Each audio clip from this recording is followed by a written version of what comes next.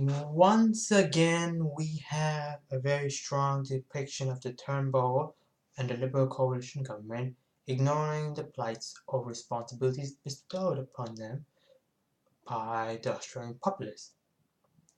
As of the moment, the Turnbull government has just blatantly pushed aside the climate change data, which has been accepted or has been recorded.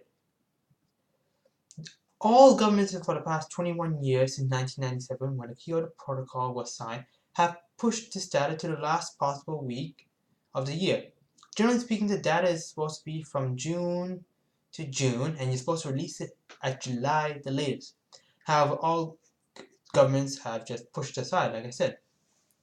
This is a blatant misconduct of our politicians and their ethics.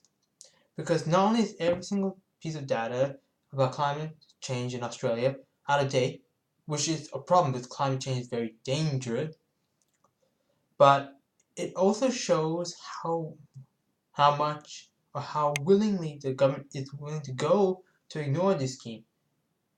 And the article by The Independent discusses this issue as well.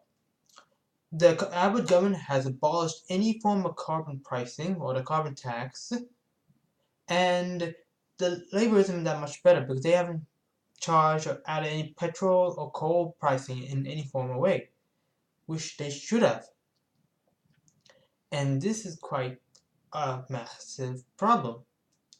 Now, you're wondering, what is the problem with ignoring these emissions? Well, first and foremost, a reduction in emission means that we're on the way to but reducing the effects of climate change. There are no good endings anymore, as I said, for climate change scenarios. But we can reduce the worst effects of it and make the world easier living for future generations. The coalition has barely ignored this and has basically just destroyed any form of progress which was made throughout the Labour government. And I'm asking, what can we do? Because there's two things I always have in mind when I make a podcast. The first is, why is this important? Second is, what can we do? Well, first and foremost, you can send letters to your local MP if they're in swing seats, which represent around 30% of the Australian electorate, and you can hammer them that climate change is important. You can start various other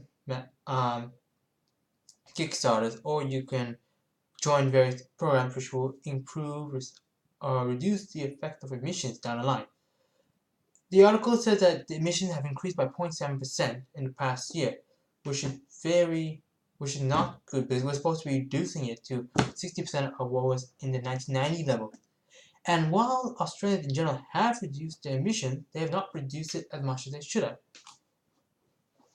have. But that's all I'm saying. This is the analysis, and this is the end.